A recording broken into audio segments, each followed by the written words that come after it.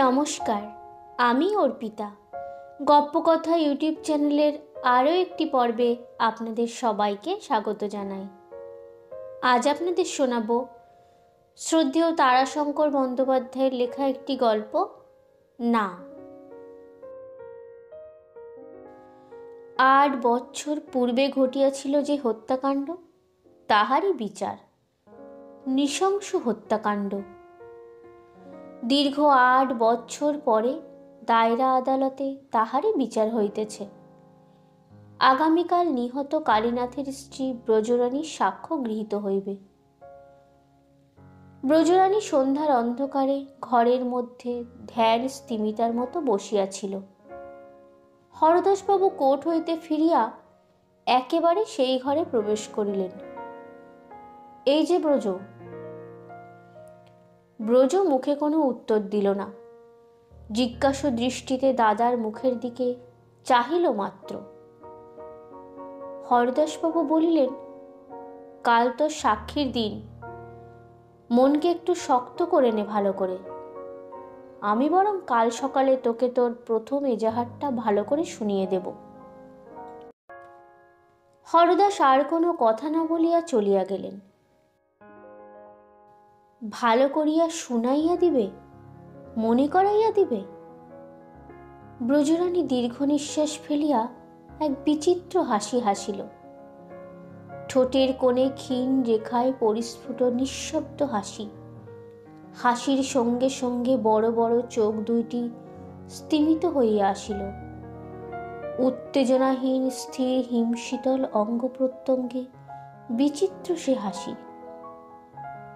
ব্রজরানীর মনে বাটালির আঘাতে কাটিয়া গড়া পাথরের মূর্তির মতো সে ছবি অঙ্কিত হইয়া আছে। সে কি মুছিবার, না মুছিয়া যায়? হতভাগ্য নিহত কালীনাথের বিধবা স্ত্রী ব্রজরানী। উফ, সে ভীষণ শব্দ! সে যেন মৃত্যুর হুঙ্কার ধ্বনি। বার বার।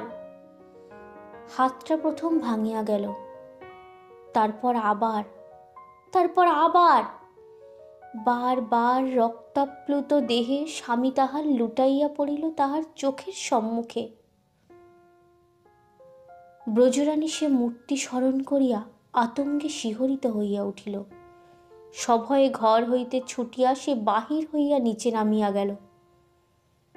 স্বামীর সেই রক্তাক্ত মূর্তি আজও তাহাকে আতঙ্কিত করিয়া অস্থির করিয়া তোলে। প্রায় রাত্রেই স্বপ্নে সেই মূর্তি দেখিয়া সে চিৎকার করিয়া ওঠে। তাহার মা তাহার পাশে শুইয়া গায়ে হাত দিয়া থাকেন। সেই অভয় স্পর্শ নিদ্রার মধ্যেও অনুভব করে। সে হাত কিছুক্ষণ সরিয়া গেলেই আতঙ্কে তাহার ঘুম ভাঙিয়া যায়। ব্রজরানী ত্রস্ত পদক্ষেপে আসিয়া দাঁড়াইতেই মা প্রশ্ন করিলেন, কি রে, এমন করে? প্রশ্নের আধখানা বলিয়াই তিনি চুপ করিয়া গেলেন। তাহার নিজের মনই প্রশ্নের উত্তর দিয়াছে। ওদিকে বারান্দায় এক ভাতৃবধূ যেন শুনাইয়া শুনাইয়া বলিল, বাপের জন্মে এমন ভয় দেখিনি, কিন্তু আজ 8 বছর হয়ে গেল। মা শাসন কঠোর গম্ভীর কণ্ঠে বলিলেন, বৌমা। বধূ মুখ বিকৃত করিয়া একটা ভঙ্গি করিয়া নীরব ইঙ্গিতে বাকি মনোভাবটা প্রকাশ করিয়া তবে ছাড়িল। মা ব্রজরানীকে কাছে বসাইয়া তাহার রুক্ষ চুলের বোঝা লইয়া বসিলেন। পিঙ্গল রুক্ষ চুলে জটিলতার আর অন্ত নাই। স্বামীর মৃত্যুর পর ব্রজরানী আজও তেল ব্যবহার করে নাই। ব্রজরানীর বড় ভাই হরদাসবাবু আসিয়া দাঁড়াইলেন। মা। মা মুখ তুলিয়া হরদাসের দিকে চাহিলেন। হরদাস বলিলেন, একটা কথা ছিল মা। কি বল? একটু উঠে এসো। এইখানেই বল না। একটু ইতস্তত করিয়া হরদাস বলিলেন, সেই ভালো, ব্রজরই শোনা দরকার বিশেষ করে। আবার একটু ইতস্তত করিয়া বলিলেন, মানে ব্রজরানীর ছোট মামা শ্বশুর আর ওদের বেয়া এসেছেন দেখা করতে। মামা শ্বশুর? ব্রজরানীর স্বামী হন তার পিতা আর তাহার শ্বশুর? ব্রজরানীর মায়ের চোখ দুইটা যেন জ্বলিয়া উঠিল। ব্রজরানী চঞ্চল হইয়া মাথার কাপড়টা তুলিয়া দিল, যেন মামা শ্বশুর কাছেই কোথাও রহিয়াছেন। মা বলিলেন, কেন, কি জন্যে, কি দরকার তার, কেন তিনি বারবার আসেন? উত্তরোত্তর তাহার কণ্ঠস্বর উচ্চ হইয়া উঠিতেছিল। হরদাস বলিলেন, বলবেন আর কি, সেই কথা, ক্ষমা, যা হয়েছে তার উপর হাত নেই। এখন ভিক্ষা, ক্ষমা, কোনো রকমে ক্ষমা। ক্ষমা? মা কঠিন হাসি হাসিলেন। তারপর তিনি বলিলেন, তাকে বাইরে বাইরে বিদায় করে দেওয়াই তোমার উচিত ছিল বাবা। সে কি আর আমি বলিনি মা? বলেছি, বারবার বলেছি, কিন্তু আমার হাত ধরে ভদ্রলোক ছাড়েন না, শেষে পায়ে ধরতে উদ্যত। তাহলে তাকে বলগে, ব্রজ আমার আজ 8 বছর তেল মাখেনি এই দিনটির জন্যে, ক্ষমা কি করে করবে? হরদাস নীরব হইয়া রহিলেন। আবার একটু ইতস্তত করিয়া বলিলেন, আর একটা কথা মা, আমাকে যেন ভুল বুঝো না, আমি তার কাছে প্রতিজ্ঞাবদ্ধ বলতে। অনন্ত শ্বশুর বললেন, আমার মেয়ের প্রতি দয়া করতে হবে, যে ক্ষতি হয়ে গেছে তার পূরণ আজ ভগবানও করতে পারেন না, তবে মানুষের দ্বারা যেটুকু সম্ভব, যতটুকু পারা যায়, ব্রজর ভবিষ্যৎ আছে, তার ছেলেকে মানুষ করতে হবে। বাধা দিয়া মা বলিলেন, মানে টাকা দিতে চান, এই তো? জ্যামুক্ত স্বরের মতো মুহূর্তে ব্রজরানী উঠিয়া দাঁড়াইল। তাহার চোখ দিয়া যেন আগুন বাহির হইয়া গেল। দৃঢ়কণ্ঠে বলিল, না। তারপর দৃঢ় পদক্ষেপে সে স্থান ত্যাগ করিয়া চলিয়া গেল। অনন্ত মামাতো ভাই কালীনাথ তাহার পিতৃস্পশ পুত্র। কালীনাথ বয়সে কিছু বড়, কিন্তু যৌবনের একটা কোঠায় 20-30-এর ব্যবধান বন্ধুত্বের সেতুবন্ধনে স্বচ্ছন্দে বাঁধা যায়, এ তো বছর 4-এর ব্যবধান। সেই সেতুবন্ধনে অনন্ত এবং কালীনাথ পরস্পর প্রীতিবদ্ধ হইয়া একান্ত ঘনিষ্ঠভাবে মিলিত হইয়াছিল। ভোর না হইতেই অনন্ত আসিয়া ডাকিত, কালিদা, পাপস, কি ঘুম তোমার? তাহার কাঁধে এক বন্দুক, পকেটে পকেটে বোঝায় কার্তুজ। কালীনাথ উঠিয়া দরজা খুলিয়া দিবা মাত্র সে উনানের ধারে উনান জ্বালিতে বসিয়া যাইত। কালীনাথ তখন অবিবাহিত, সংসারে বাপ মা ভাই ভগ্নী কেহ নাই। বাড়িটা 2 তরুণের খেয়াল ও খুশি মতো চলিবার একটি কল্পরাজ্য হইয়া উঠিয়াছিল। কালীনাথ হাত মুখ ধুইতে ধুইতে অনন্ত চা তৈয়ারি করিয়া 2টি পেয়ালায় পরিবেশন করিয়া ফেলিত। তারপর গত রাত্রের উদ্বৃত্ত পাখির মাংস সহযোগে প্রাতরাশ সারিয়া গ্রাম গ্রামান্তরের জঙ্গল অভিমুখে রওনা হইত। গ্রাম পার হইয়াই কালীনাথ পকেট হইতে ছোট কলকে, সিগারেট মিক্সচার আরও 2-1টা সরঞ্জাম বাহির করিয়া বসিত। অনন্ত তৃষ্ণার্তের মতো বলিত, হ্যাঁ দাও, নইলে জমছে না, চোখের টিপ, বুঝছো কিনা, ও না হলে ঠিক আসে না। অনন্ত নিতান্তই অল্প শিক্ষিত, মূর্খ বলিলেও চলে। কালীনাথ শিক্ষিত, বিশ্ববিদ্যালয়ের সর্বোচ্চ উপাধিধারী, কিন্তু আশ্চর্যের কথা, সেও ওই নেশায় আসক্ত। শুধু আসক্তই নয়, এ বিষয়ে অনন্তের গুরু সেই। তাহাদের 2 জনের মিলনের সেতুবন্ধনে এই বস্তুটিই ছিল কাঠামো। একটা অস্বাভাবিক উত্তেজনায় উত্তেজিত হইয়া অনন্ত রিপিটারটা খুলিয়া একেবারে 6টা কার্তুজ ভর্তি করিয়া বলিত, ব্যাস চলো এইবার। হাত কিন্তু আমার নিষ্পিস করছে। কি মারি বলো তো? দে, একটা মানুষই মেরে দে। বেশ, দাঁড়াও তুমি, এখানে মানুষের মধ্যে তুমি। অনন্ত বন্দুকটা তুলিয়া ধরিত। কালীনাথ সভয়ে সরিয়া গিয়া বলিত, এই এই অনু, ওসব ভালো নয় কিন্তু। বাবা, ও হলো জমদার, চাবি টিপলেই দৌড় খুলে যাবে। অনু হিহি করিয়া হাসিয়া বন্দুকটা ফিরাইয়া লইত। কালীনাথ একটা গ্রামান্তরযাত্রী কুকুরকে অথবা আকাশচারী কোনো পাখিকে দেখাইয়া দিত। ওই মার না, মারবার জানোয়ারের অভাব।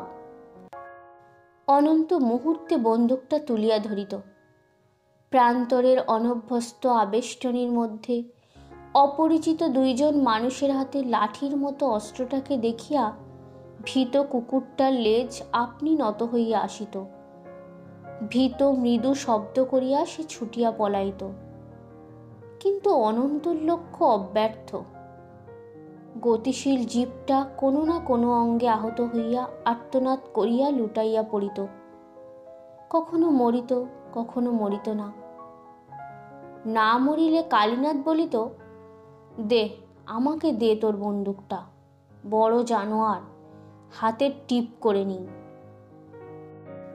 কিছু দূরে দাঁড়াইয়া গুলির পর গুলি ছুড়িয়া সেটাকে সে বধ করিয়া হাসিয়া বলিত, একেই বলে কুকুর মারা। চুপ! কি? মাথার ওপর পাখার শব্দ শুনছ? হরিয়ালের পাখার শব্দ। বসে পড়ো, গুড়ি মেরে বসে পড়ো। তারপর বন্দুকের শব্দে, পাখির ভয়ার্ত কলরবে ক্ষুদ্র ক্ষুদ্র গ্রামগুলি চকিতে আলোড়িত হইয়া উঠিত। পিছনে ছুটিত ছেলের দল। তাহারা হত্যার আনন্দ উপভোগ করিত আর সংগ্রহ করিত কার্তুজের খালি খোল। একসঙ্গেই 2টি বিবাহের উদ্যোগ হইয়াছিল। ব্রজরানীর পিতার বংশ চাকুরের বংশ। 2 পুরুষ সরকারি চাকরি করিয়া বিত্তশালী হইয়া উঠিয়াছেন। তাহারা খুঁজিতেছিলেন প্রতিষ্ঠিত নামা ধনীর ঘরের ছেলে। ওদিকে কলিকাতার নিকটবর্তী এক প্রাচীন জমিদার বাড়ি আধুনিক আলোকপ্রাপ্ত হইয়া খুঁজিতেছিলেন বিদ্যা গৌরবে গৌরবান্বিত একটি সম্ভ্রান্ত ঘরের পাত্র। সন্ধানী ঘটক 2 বিভিন্ন স্থান হইতে এই 2 সম্বন্ধ আনিয়া হাজির করিল। এক পক্ষের জন্যে অনন্ত ও অন্য পক্ষের জন্য কালীনাথকে সে খুঁজিয়া বাহির করিল। অনন্ত খুশি হইয়া বলিল, দাদা, তোমার পাত্রী দেখতে যাব আমি, আর আমার পাত্রী দেখতে যাবে তুমি। কালীনাথ অনন্তর পিঠে চাপড় মারিয়া বলিল, এক্সেলেন্ট আইডিয়া, বহুত আচ্ছা ব্রাদার। ব্রজরানীকে দেখিয়া কালীনাথ মুগ্ধ হইয়া গেল। তারপর সে 2খানি বেনামি পত্র লিখিয়া বসিল। ব্রজরানীর পিতাকে লিখিল, বড়লোকের ছেলে অনন্ত, তাহাতে সন্দেহ নাই, কিন্তু সে নেশাখোর, দুর্দান্ত গোয়ার, সকল রকম নেশাতেই সে অভ্যস্ত, তাহার উপর চরিত্রহীন। আর তাহার যেখানে সম্বন্ধ চলিতেছিল সেখানে লিখিল, কালীনাথ এমএ পাস করিয়াছে সত্য, কিন্তু নিতান্ত হাঘরে বংশের ছেলে। তাহার পিতা সরকারি চাকরি করিয়া যাহা রাখিয়া গিয়াছেন তাহা মধ্যবিত্ত ঘরের পক্ষেও অকিঞ্চিৎকর। আরও একটি কথা, ছেলেটি বড় হীন স্বভাব সম্পন্ন। হীনতাটা তাহাদের বংশানুক্রমিক। পাঠ্যজীবনে কয়েকবার সহপাঠীদের বই চুরি করিয়া সে ধরা পড়িয়াছে। জ্ঞাতার্থে জানাইলাম, যাহা ভালো বিবেচনা হয় করিবেন। তারপর ঘটকের চেষ্টায় ঘটিল অন্যরূপ। সম্বন্ধ অদল বদল হইয়া গেল। ঘটক বর্ণনা করিল, কালীনাথের অবস্থা বেশ ভালোই, অর্থাৎ সূর্য থাকিলে যেমন চন্দ্রকে দেখা যায় না, তেমনি মাতুল বংশ বিদ্যমান থাকিতে ভাগিনেও চোখে পড়ে না, অন্যথায় চন্দ্রই তমনাশ করিতে পারিত। আর অনন্ত পাশ না করিলেও লেখাপড়া বেশ ভালোই করিয়াছে, তাহাদের ডিগ্রির প্রয়োজন নাই, প্রয়োজন বিদ্যার। অতঃপর বিদ্বান কাহাকে বলে সে বিষয়ে বক্তৃতাও সে খানিকটা করিল। ফলে পাত্রী ও পাত্র পরিবর্তন করিয়া 2টি বিবাহই হইয়া গেল। মাটির নিচে অন্ধকার রাজ্যের অধিবাসী উই, মধ্যে মধ্যে আলোক কামনায় তাহাদের পক্ষোদ্গম হইলে আর রক্ষা থাকে না। তাহারা পিচকারির মুখে জলের মতো গহ্বর পরিত্যাগ করিয়া বাহির হয়। পাখার শক্তি অপেক্ষা অহংকারী হয় অধিক। অনন্তের শ্বশুরদের অনেকটা সেই অবস্থা। রক্ষণশীল জমিদার বাড়ির সকলে অকস্মাৎ অবরোধ ঘুচাইয়া আলোকের নেশায় ওই পতঙ্গগুলির মতোই ফরফর করিয়া উড়িতেছে। ফুলশয্যার রাতেই বধূটি প্রশ্ন করিল, তোমার পড়ার ঘর বুঝি বাইরে? অনন্ত প্রশ্নটা বেশ বুঝিতে পারিল না। বধূর মুখের দিকে চাহিয়া প্রশ্ন করিল, পড়ার ঘর? বধূটি সলজ্জভাবে নিজেকে সংশোধন করিয়া লইয়া বলিল, তোমার লাইব্রেরির কথা জিজ্ঞাসা করছি আমি। লাইব্রেরি? তারপর সোজাসুজি ঘাড় নাড়িয়া সে বলিয়া দিল, ওসব লাইব্রেরি টাইব্রেরির ধার আমি ধারিনি। বছরে সরস্বতী পুজো একদিন, পাটাকাটি, ফিস্টিকারি, ব্যাস। বধূ স্তম্ভিত হইয়া অনন্তের মুখের দিকে চাহিয়া রহিল। তারপর সে যে সেই শুইল, আর সাড়াও দিল না, উঠিলও না। সাধ্য সাধনার মধ্যে অনন্ত আবিষ্কার করিল সে কাঁদিতেছে। কাঁদছ কেন? হলো কি? শুনছ? বধূ নিরুত্তর। অনন্ত আবার প্রশ্ন করিল, কি হলো, বলবে না? লক্ষ্মী, শোনো, কথার উত্তর দাও। ওগো, আমাকে আর জ্বালিও না, তোমার পায়ে পড়ি। কাতর কণ্ঠস্বরের মধ্যেও প্রচ্ছন্ন বিরক্তির সুর গোপন ছিল না। অনন্ত একটু আহত না হইয়া পারিল না। তবুও সে আবার প্রশ্ন করিল, কি হলো সেইটে বলো না। আমার মাথা ধরেছে। এবার বেশ পরিস্ফুট বিরক্তির সহিতই বধূ জবাব দিয়া বসিল। অনন্ত অত্যন্ত বিরক্ত হইয়া শয্যা ত্যাগ করিয়া উঠিয়া একটা সিগারেট ধরাইয়া জানালার কাছে দাঁড়াইল। নিস্তব্ধ রাত্রি। শুধু তাহাদের বাড়ির পাশের সারিবদ্ধ নারকেল গাছগুলির কোনো একটির মাথায় বসিয়া একটা পেচক কর্কশ স্বরে ডাকিতেছে। অনন্ত বিরক্ত হইয়া সরিয়া আসিল। তারপর অকস্মাৎ তাহার খেয়াল হইল, কালী দাদা কি করিতেছে দেখিয়া আসিলে মন্দ হয় না। কালীনাথের বিবাহ এই বাড়ি হইতেই অনুষ্ঠিত হইতেছিল। বিবাহের আচার অনুষ্ঠান শেষ হইলে বরবধূ আপনাদের বাড়িতে গিয়া সংসার পাতিবে। অনন্ত কালীনাথের ফুলশয্যা গৃহের দরজায় আসিয়াই শুনিল ভিতরে স্বামী স্ত্রীতে আলাপ চলিতেছে। সে কৌতূহল পরবশ হইয়া কান পাতিল। কালীনাথ বলিতেছে, তোমায় আমি রানী বলেই ডাকব, আমার হৃদয় রাজ্যের রানী তুমি। দূর, সে আমার লজ্জা করবে। তার চেয়ে সবাই যা বলে তাই বলবে, ও গো। সে তো সকলের সামনে বলতেই হবে, কিন্তু তুমি আর আমি যেখানে শুধু, সেখানে বলবো রানী। অনন্ত কালীনাথকে আর ডাকিল না। আপনার ঘরে আসিয়া আবার জানালার ধারে দাঁড়াইল। তাহার ভাগ্য, নতুবা এই মেয়ে তো তাহার স্কন্ধে পড়িবার কথা নয়। নারিকেল গাছের মাথায় পেচকটা কর্কশ স্বরে আবার ডাকিয়া উঠিল। অকস্মাৎ অনন্তের সমস্ত ক্রোধ গিয়া পড়িল ওই কর্কশ কণ্ঠ নিশাচর পাখিটার উপর। সে ঘরের কোণ হইতে তাহার রিপিটারটা লইয়া স্থিরভাবে কিছুক্ষণ শব্দ লক্ষ্য করিয়া ঘোড়াটা টানিয়া দিল। আকস্মিক ভীষণ শব্দ গর্জনে রাত্রিটা কাঁপিয়া উঠিল। নারিকেল গাছের মাথাটাই একটা আলোড়ন বহিয়া গেল।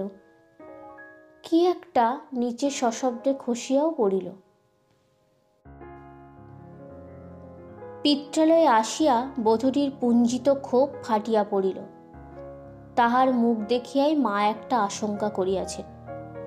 তিনি একান্তে ডাকিয়া মেয়েকে প্রশ্ন করিলেন, হ্যাঁ রে, তোর মুখ এমন ভার কেন রে? মুহূর্তে কন্যা জ্বলিয়া উঠিল অগ্নিস্পৃষ্ট বারুদের মতো। শেষকালে অশিক্ষিত মূর্খের হাতে আমাকে সঁপে দিলে তোমরা? একটা 4th ক্লাসের ছেলে যা লেখাপড়া জানে ও তাও জানে না। মা স্তম্ভিত হইয়া মেয়ের মুখের দিকে চাহিয়া রহিলেন। মেয়ে রুদ্ধ কণ্ঠে বলিল, সকাল থেকে ব্যাধের মতো পাখি মেরে মেরে বেড়াই। গুন্ডার মতো একে মারা ওকে চাপকে শাসন করাই হলো গৌরবের কাজ। অনন্ত বাহিরে বেশ গম্ভীরভাবেই বসিয়াছিল। সহসা তাহার এক শ্যালক একখানা ইংরাজি বই আনিয়া বলিল, এই জায়গাটা বুঝিয়ে দিন না জামাইবাবু। অনন্ত রহস্য জবনিকার বহির্ভাগেই ছিল, কিন্তু একটি ছোট শ্যালিকা আসিয়া একখানা ইংরাজি খবরের কাগজ ফেলিয়া দিয়া খিলখিল করিয়া হাসিয়া সে জবনিকা ছিন্ন করিয়া দিল। বলিল, পড়ুন জামাইবাবু।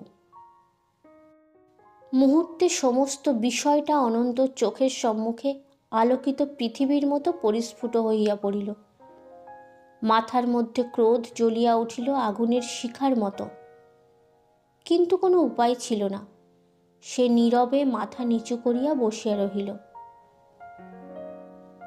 দিনে খাওয়া দাওয়ার পর বিশ্রাম করিবার জন্য একটি ঘর দেখাইয়া দিয়া শাশুড়ি বলিলেন, একটা কথা বলছিলাম বাবা, মানে তোমার শ্বশুরের ইচ্ছে, আমারও ইচ্ছে তুমি এখন কলকাতায় থাকো।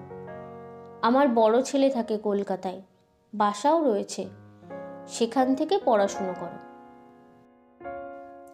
অনন্তের ইচ্ছা হইল সে দীপ্ত হুঙ্কারে বলিয়া ওঠে, না না না, কিন্তু তাহা সে পারিল না।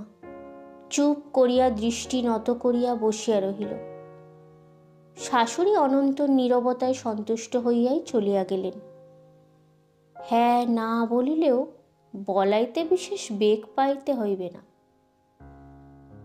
অপরাহ্নে শ্বশুর তাহাকে ডাকিয়া বলিলেন, সেই কথাই লিখে দিলাম তোমার বাবাকে, সেই ভালো। এত অল্প বয়সে চুপচাপ বসে থাকা ভালো নয়। An idle brain is the devil's workshop. কলকাতায় থেকে পড়াশুনো করো। অনন্ত কোনো কথা না বলিয়া সকলের অজ্ঞাতসারে বাড়ি হইতে বাহির হইয়া একেবারে স্টেশনে আসিয়া উপস্থিত হইল। তাহার জিনিসপত্র সব পড়িয়া রহিল। সে ট্রেনে চাপিয়া বসিল এবং বাড়ি ফিরিয়া যেন আক্রোশ ভরে নেশা আরম্ভ করিল। অকস্মাৎ একদিন অনন্তের পিতা ক্রোধে ফুলিতে ফুলিতে স্ত্রীকে বলিলেন, আমি অনন্তর বিয়ে দেব আবার।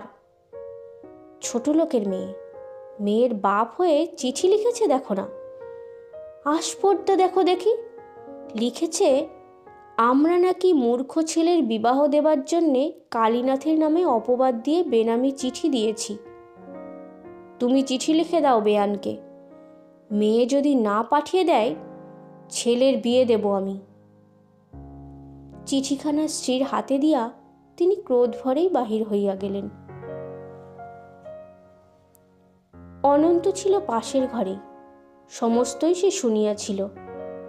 বাপ বাহির হইয়া যাইতেই সে মায়ের ঘরে ঢুকিয়া মায়ের হাত হইতে ছো মারিয়া চিঠিখানা কাড়িয়া লইল। নিতান্ত কটু ভাষায় অভিযোগ করিয়া ওই পত্রখানা লেখা। পরিশেষে লেখা, প্রমাণস্বরূপ বেনামি পত্রখানাও এই সঙ্গে পাঠাইলাম। আমার দৃঢ় বিশ্বাস এ পত্র আপনাদের ইঙ্গিত ক্রমেই লেখা হইয়াছিল। বেনামি পত্রখানা উল্টাইয়া অনন্ত চমকিয়া উঠিল। এ কি? এ যে অত্যন্ত পরিচিত হাতের লেখা।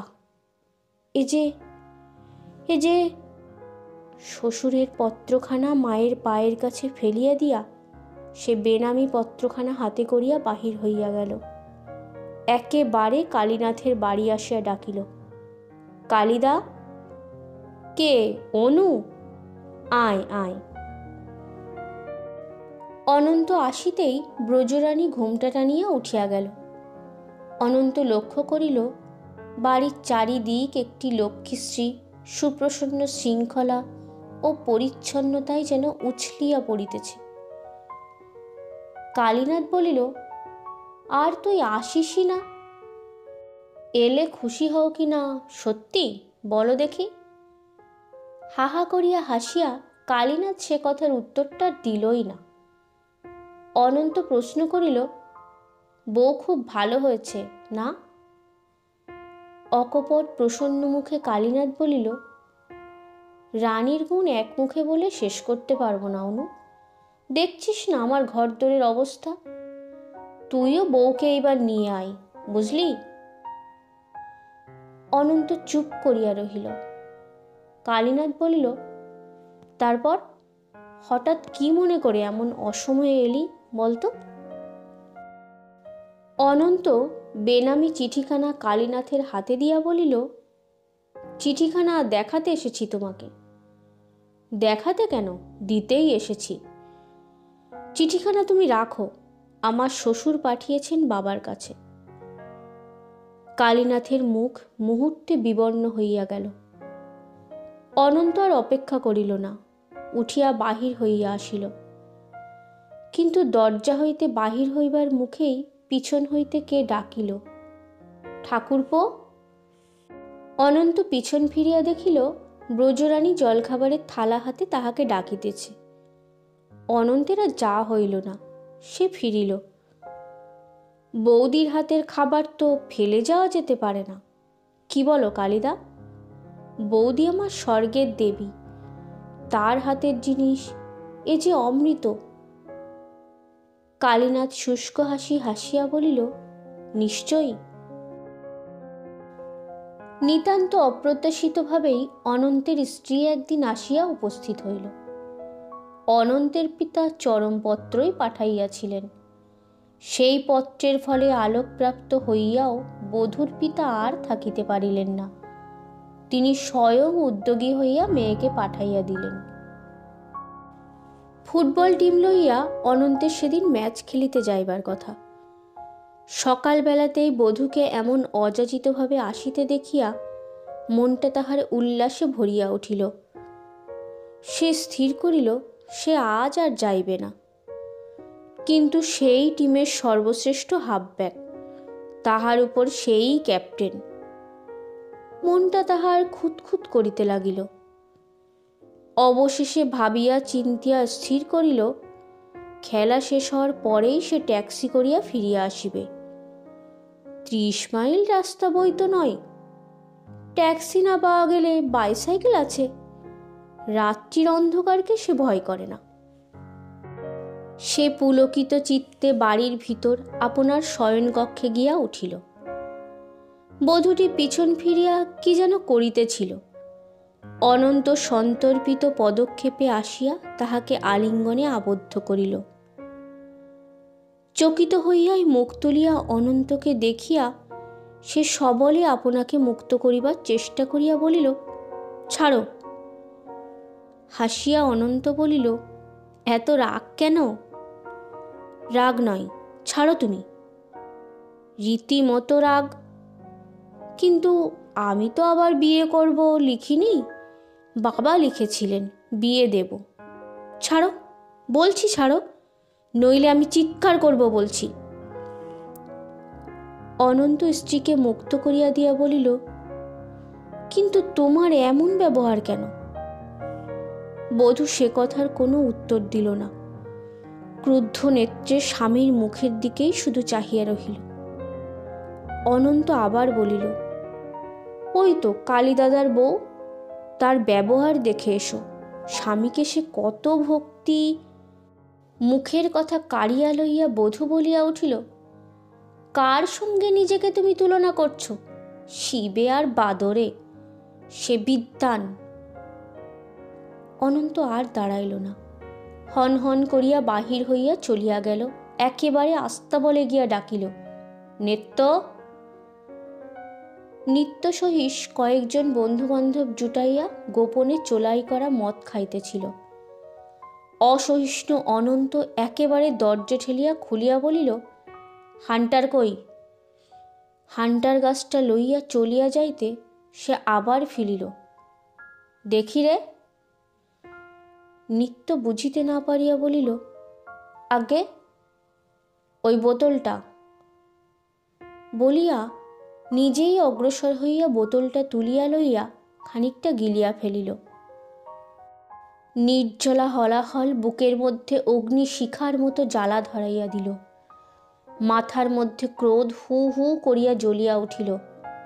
সে আবার দ্রুতপদে অন্তরে প্রবেশ করিয়া স্ত্রীর সম্মুখে দাঁড়াইয়া বলিল, কি বলছিলে বলো এইবার। সে মূর্তি দেখিয়া বধূটি স্তম্ভিত হইয়া গেল। পরক্ষণেই সুরার গন্ধে ক্ষোভে আত্মবিস্মৃত হইয়া বলিয়া উঠিল, তুমি মদ খাও? মাতাল তুমি? হ্যাঁ খাই, মদ খাই, গাঁজা খাই, সব খাই। তোমার বাপের পয়সায় খাই।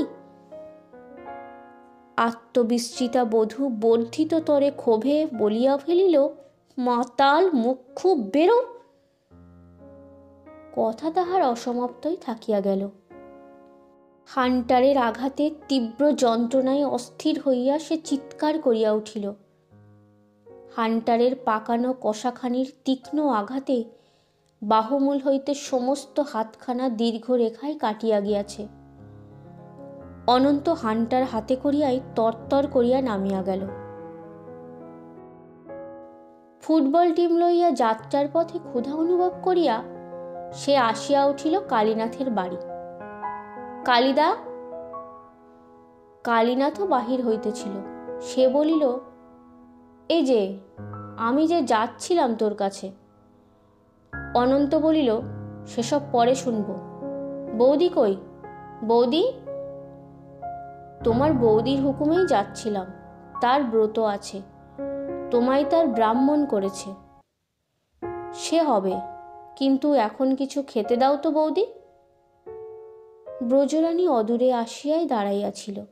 সে বলিল, সে কি, আজ তোমার বউ এসেছে? আহ বৌদি, থাক না ও কথা। এখন তুমি খেতে দেবে কিছু? বলো, নয়তো অন্যত্র চেষ্টা দেখি। আমার সময় নেই। তোমার বাপের বাড়ি শহরে যাচ্ছি ম্যাচ খেলতে। ব্রজরানী ব্যস্ত হইয়া থালায় জলখাবার সাজাইয়া আনিয়া নামাইয়া দিল।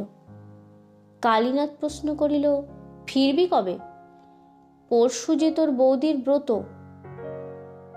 ক্ষুধার শান্তিতে প্রসন্নভাবেই অনন্ত বলিল, কাল সকালে। পরশুর জন্যে ভাব নাকি? কিন্তু ব্রতটা কি? লজ্জিত হইয়া ব্রজরানী নতমুখী হইয়া রহিল।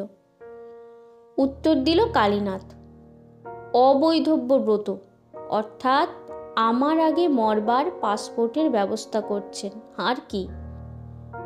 বাহ, মেয়েদের এই ধারণাটা আমার ভারী ভালো লাগে কালিদা। তারপর ব্রজরানীর মুখের দিকে চাহিয়া সে বলিল, বৌদি, স্বর্গের দেবী তুমি। লজ্জিতা ব্রজরানী প্রসঙ্গান্তর আনিয়া বলিল, আমার বাপের বাড়িতে গিয়ে কিন্তু তুমি যেন উঠো ঠাকুরপো, নইলে ঝগড়া হবে। আমারও উপকার হবে, ওদের খবর পাবো।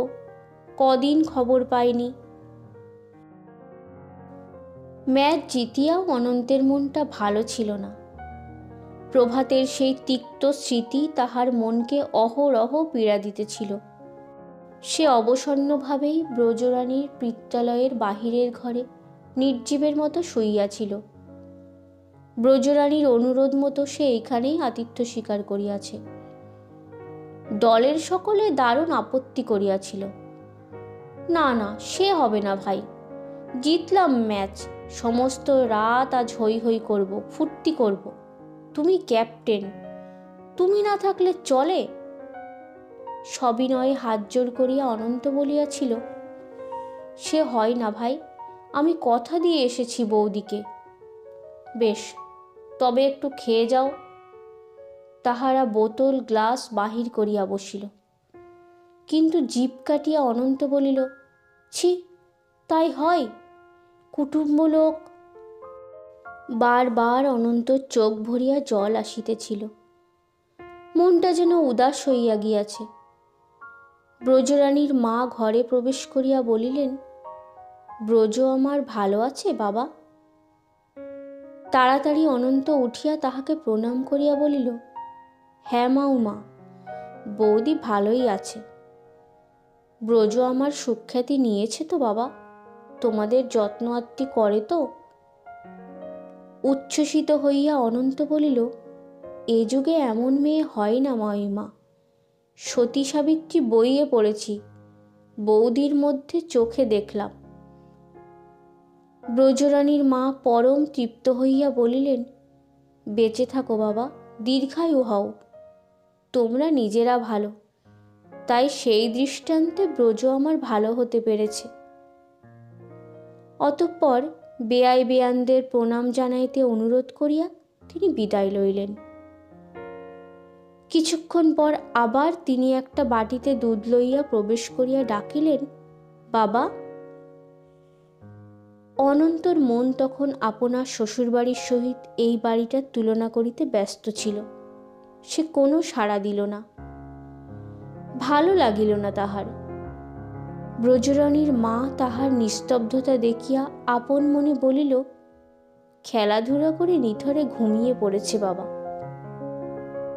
তিনি আবার বাহির হইয়া গেলেন।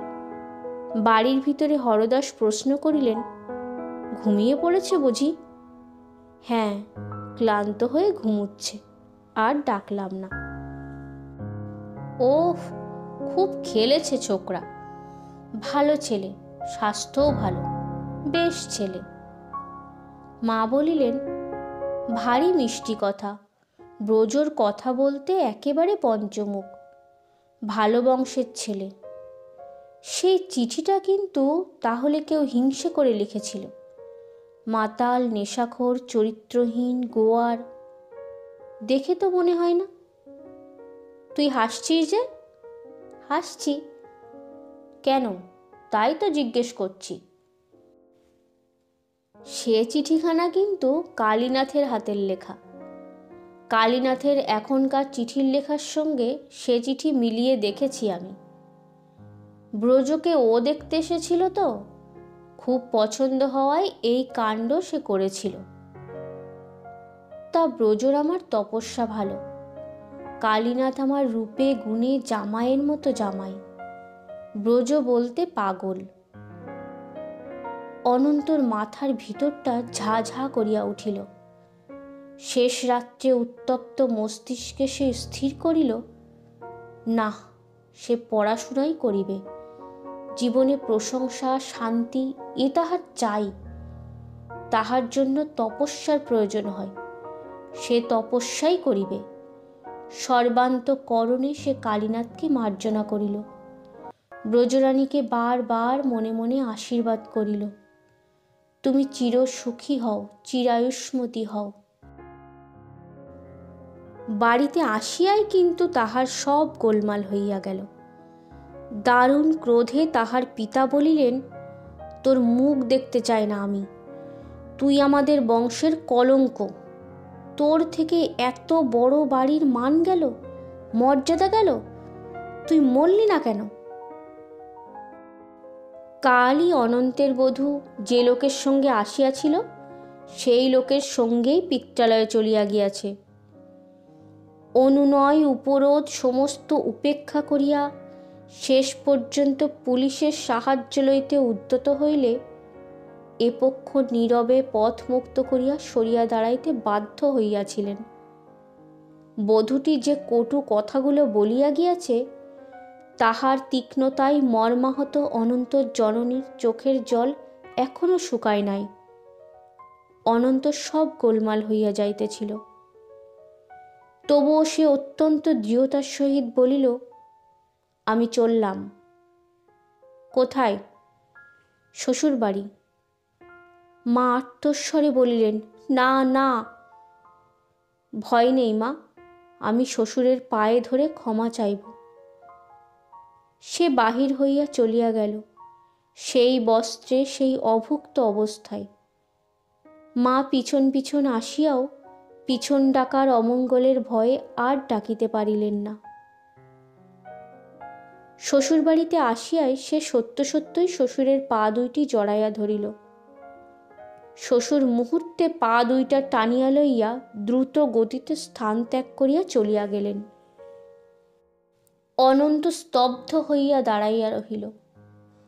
অকস্মাৎ তীব্র যাতনায় অস্থির হইয়া লাফ দিয়া ঘুরিয়া দাঁড়াইয়া দেখিল, হান্টার উদ্যত করিয়া রক্তচক্ষু শ্বশুর। অনন্ত এবার স্থির হইয়া দাঁড়াইল। হান্টারের আস্ফালিত রজ্জুশিখা বার বার তাহার দেহখানাকে জর্জরিত করিয়া দিল। জামা ছিঁড়িয়া সর্বাঙ্গ রক্তাক্ত হইয়া উঠিল। বেরো আমার বাড়ি থেকে, বেরো। অনন্ত স্তব্ধ হইয়াই দাঁড়াইয়া রহিল। হাতের হান্টার গাছটা ফেলিয়া দিয়া গৃহকর্তা হাঁকিলেন, দারোয়ান, নিকাল দো ইসকো। তিনি স্থান ত্যাগ করিয়া চলিয়া গেলেন। দারোয়ান আসিতে অনন্ত দ্রুত পদে বাড়ি হইতে বাহির হইয়া চলিয়া গেল। মাথার মধ্যে তাহার আগুন জ্বলিয়া উঠিল, সমস্ত সংকল্প ভাসিয়া গেল। সে স্থির করিল বাড়ি হইতে রিভলভারটা লইয়া ফিরিয়া ওই দাম্ভিক জানোয়ারটাকে হত্যা করিবে, তারপর সে নিজে আত্মহত্যা করিবে।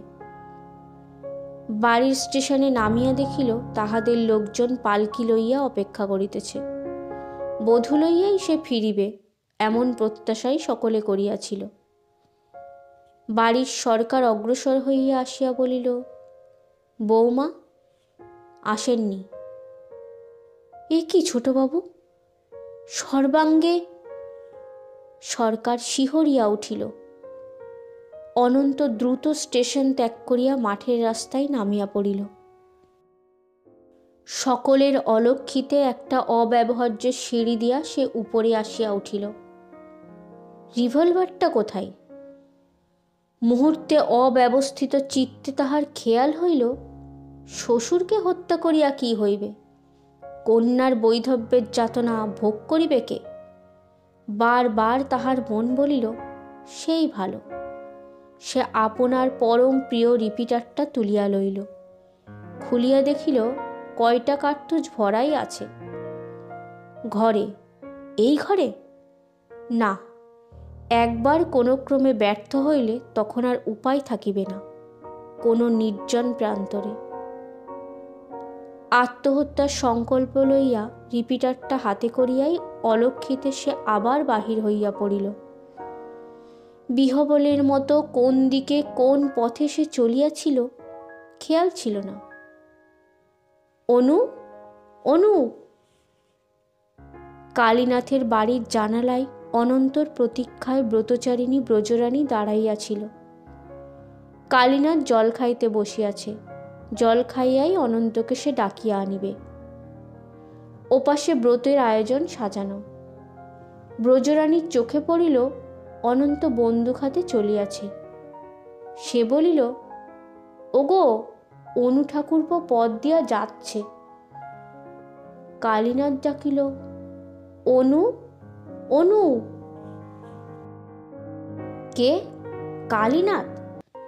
অনন্তের মস্তিষ্কের অগ্নিশিখার উপর যেন ঘৃতাহুতি পড়িয়া গেল। সহস্র শিখায় লেলিহান হইয়া সে জ্বলিয়া উঠিল। কালীনাথ, তাহার জীবনের কুগ্রহ, তাহার সুখে পরম সুখী কালীনাথ। কালীনাথ, কালীনাথ, তাহার জীবনের সাথী কালীনাথ। একা সে কোথায় যাইবে? অনন্ত বাড়ির মুক্ত দ্বার পথে প্রবেশ করিয়া বলিল, এই যে। হাহা করিয়া হাসিয়া কালীনাথ বলিল, এসেই বন্দুক হাতে? কুকুর মারা মনে পড়ে? তেমনই করে মারব তোমাকে। সঙ্গে সঙ্গে বন্দুকটা সে তুলিয়া ধরিল। ব্রজরানী আর্তস্বরে চিৎকার করিয়া উঠিল। কালীনাথ সভয়ে বন্দুকের নলটা চাপিয়া ধরিয়া অন্যদিকে ফিরাইবার চেষ্টা করিয়া চিৎকার করিয়া উঠিল, অনু, ক্ষমা, ক্ষমা। ভীষণ গর্জনে মৃত্যু তখন হুঙ্কার দিয়াছে। কালীনাথের যে হাতখানি নলটা চাপিয়া ধরিয়াছিল সেটা ভাঙিয়া গেল। ব্রজরানী কালীনাথকে সবলে আকর্ষণ করিয়া চিৎকার করিল, ঠাকুরপো। আবার বন্দুক গর্জিয়া উঠিল। কালীনাথ পড়িয়া গেল, কিন্তু তখনও সে জীবিত। আবার কালীনাথের রক্তাপ্লুত দেহ নিস্পন্দ, নিথর। অনন্ত দ্রুত বাহির হইয়া গ্রাম পার হইয়া প্রান্তরে পড়িল। তারপর এক স্থানে দাঁড়াইয়া বন্দুকের নলটা মুখে পড়িয়া পা দিয়া ঘোড়াটা টানিয়া দিল। খট করিয়া একটা আওয়াজ হইল শুধু। এ কি? বন্দুকটা তুলিয়া কার্তুজের ঘর খুলিয়া অনন্ত দেখিল শূন্য। নাই, আর নাই। 3টি কার্তুজই ছিল, ফুরাইয়া গিয়াছে। যাক, দড়ি তো আছে। কাপড় ছিঁড়িয়া দড়ি তো সহজেই হইবে। পরক্ষণেই আতঙ্কে শিহরিত হইয়া বন্দুকটা ফেলিয়া দিয়া সভয়ে সে ছুটিতে আরম্ভ করিল। মৃত্যুর ভয়ঙ্কর মূর্তি, ওই যে রক্তাক্ত বিকৃত মূর্তি কালীনাথ ভাঙা হাতে ফাঁসির দড়ি লইয়া তাহার দিকে ছুটিয়া আসিতেছে। প্রাণপণে সে ছুটিল। ধরা পড়িল সে 10 দিন পরে, বাংলার বাহিরে একটা দুর্গম পার্বত্য প্রদেশে। সে তখন ঘোর উন্মাদ। 8 বছর পাগলাগারদে থাকার পর প্রকৃতিস্থ হইয়াছে। দায়রা আদালতে সেই বিচার হইতেছে। কাল ব্রজরানীর সাক্ষ্য দিবার দিন। আজ 8 বছর ব্রজরানী অশৌচ পালন করিয়া আসিতেছে। তৈলহীন স্নান, আপন হাতে হবিষান্ন আহার, মৃত্তিকায় শয়ন করিয়া সে এই দিনটির প্রতীক্ষা করিয়া আছে। হরদাসকে মা বলিলেন, বুঝলাম সব বাবা। এই রাত্রি 3 প্রহর হয়ে গেল।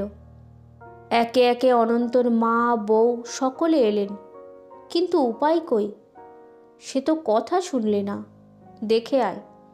চোখ বুজে বসে আছে দেওয়ালে ঠেস দিয়ে। মধ্যে মধ্যে ফোঁটা ফোঁটা জল পড়ছে। চোখ খুলে সে তাকালে না পর্যন্ত। নইলে যা হবে হোক, ছেলেটার তো একটা ভবিষ্যৎ হতো। বলিতে ভুলিয়াছি, কালীনাথের মৃত্যুর সময় ব্রজরানী ছিল অন্তঃসত্ত্বা। একটি পুত্র সেই দুর্ভাগ্যের মধ্যেও পাইয়াছে। হরদাসবাবু নিজে গিয়া ডাকিলেন, ব্রজ। চোখ না খুলিয়াই সে উত্তর দিল, না। কথাটাই শোন, না। মা আসিয়া বলিলেন, এইবার একটু ঘুমিয়ে নে ব্রজ। শিহরিয়া উঠিয়া ব্রজ বলিল, না। ঘুমাইলেই সেই মূর্তি ব্রজর সম্মুখে আসিয়া দাঁড়াইবে। মা বলিলেন, আমি গায়ে হাত দিয়ে থাকব রে। না। আদালত লোকে লোকারণ্য হইয়া গিয়াছে। ব্রজরানীর সাক্ষ্য শুনিবার জন্য আজ লোক যেন ভাঙিয়া পড়িয়াছে। ব্রজরানী কঠিন দৃঢ় পদক্ষেপে আসিয়া সাক্ষীর কাঠগড়ায় উঠিল। সম্মুখেই কাঠগড়াতেই একটি লোক, শুভ্র কেশ, শীর্ণ নুজ দেহ, স্তিমিত বিহবল দৃষ্টি, হাত জোর করিয়া দাঁড়াইয়া রহিয়াছে। সে বিহবল দৃষ্টিতে ব্রজরানীর দিকে চাহিয়া সপ্রশ্ন ভঙ্গিতে যেন নিজেকেই নিজে প্রশ্ন করিতে লাগিল। উত্তর যেন অতি পরিচিত স্থানে, অতি নিকটে রহিয়াছে, তবু সে খুঁজিয়া পাইতেছে না। ব্রজরানী স্তম্ভিত হইয়া খুঁজিতেছিল। কোথায় সেই দৃপ্ত দাম্ভিক বলশালী যুবা? কই, সে কোথায়? এ কি সেই মানুষ? না না, এ সে নয়, হইতে পারে না। তাহার অন্তরের মধ্যে একটা প্রবল আবেগ আসিয়া অকস্মাৎ তাহাকে আচ্ছন্ন করিয়া ফেলিল। সে থরথর করিয়া কাঁপিতেছিল, চোখ দুইটি জলে পরিপূর্ণ হইয়া উঠিল। অকস্মাৎ ওই শীর্ণ জীর্ণ হতভাগ্য যেন স্মৃতিকে খুঁজিয়া পাইল। সে পরম মুগ্ধ দৃষ্টিতে গভীর শ্রদ্ধায় তাহার দিকে চাহিয়া বার বার ঘাড় নাড়িয়া যেন নিজেকেই সমর্থন করিয়া বলিল, দেবী, দেবী, স্বর্গের দেবী, তুমি বৌদি। ব্রজরানীর চোখ দিয়া ঝরঝর করিয়া জল ঝরিয়া পড়িল। করুণায় মমতায় সে যেন দেবী হইয়া উঠিয়াছে। সরকারি উকিল ব্রজরানীকে সান্ত্বনা দিয়া বলিলেন, কেঁদে কি করবেন মা? এখন বিচার প্রার্থনা করুন, সুবিচার যাতে হয় তাতে সাহায্য করুন। পৃথিবীর দীনতা পুঞ্জীভূত হীনতায় জীর্ণ ঘৃণাহত ওই হতভাগ্য, হায়রে, গলায় দড়ি বাঁধিয়া তাহাকে ঝুলাইয়া দিবে? এ কি বিচার? এ কাহার বিরুদ্ধে বিচার? ব্রজরানীর সমস্ত যেন গোলমাল হইয়া গেল। সরকারি উকিল প্রশ্ন আরম্ভ করিলেন। ওদিকে জনতার মধ্য হইতে অস্ফুষ্ট গুঞ্জনে উচ্চারিত দুই চারিটি কথা ভাসিয়া আসিতেছিল, ফাঁসি নয়, বন্দুকের গুলি দিয়া মারুক ওকে। ব্রজরানীর চোখে আবার জল দেখা দিল। সে চারিদিক চাহিয়া দেখিল, সমস্ত লোক নিষ্করুণ নেত্রে আক্রোশ ভরে চাহিয়া আছে ওই হতভাগ্যের দিকে। গম্ভীর মুখে জজ সাহেব ইংরাজিতে কি মন্তব্য করিলেন। অর্থ না বুঝিলেও ব্রজরানী সে শব্দের কাঠিন্য অনুভব করিল। আদালতের পিয়ন বার বার হাঁকিতেছিল, চুপ চুপ, আস্তে। এই লোকটিকে দেখুন, অনেক পরিবর্তন হয়েছে অবশ্য। এই অনন্ত কি আপনার স্বামীকে খুন করেছে? সরকারি উকিল প্রশ্ন করিলেন। ব্রজরানীর অন্তরাত্মা তারস্বরে প্রতিবাদ করিয়া উঠিল। তাহারই প্রতিধ্বনি জনতা স্তম্ভিত হইয়া শুনিল, না। তারপর সংক্ষিপ্ত কয়েকটি কথা। ব্রজরানী ফিরিল যেন স্বপ্নাচ্ছন্নের মতো। হৃদয়ে একটা প্রগাঢ় প্রশান্তি। হৃদয় মন যেন কত লঘু হইয়া গিয়াছে। সঙ্গে ছিলেন হরদাসবাবু। তিনি তাহাকে বলিলেন, তোর মামা শ্বশুরের সঙ্গে একবার দেখা কর ব্রজ, যা দিতে চেয়েছিলেন চেয়ে নে, ভবিষ্যতে। ব্রজ বলিল, না। বাড়িতে ব্যাপারটার সমালোচনার আর অন্ত ছিল না। ব্রজর মা পর্যন্ত কন্যার বুদ্ধিহীনতার সমালোচনা করিতেছিলেন। তিনি বলিলেন, তুমি একবার যাও হরদাস, ওর নাম করে। সে গেল কোথায়? সন্ধ্যার অন্ধকারে ব্রজরানী ক্লান্ত হইয়া ঘরের মধ্যে ঘুমাইয়া পড়িয়াছিল। মা আসিয়া দেখিয়া বিরক্ত হইয়া বলিলেন, আবার এখনই স্বপ্ন দেখে চেঁচিয়ে একটা কাণ্ড করে বসবে। ব্রজ, ও ব্রজ, চল নিচে শুবি, এখানে একা তোর আবার ভয় করবে। ব্রজ নিদ্রাসক্ত চোখ মেলিয়া বলিল, না। সে আবার নিশ্চিত নিদ্রায় নয়ন নিমীলিত করিল।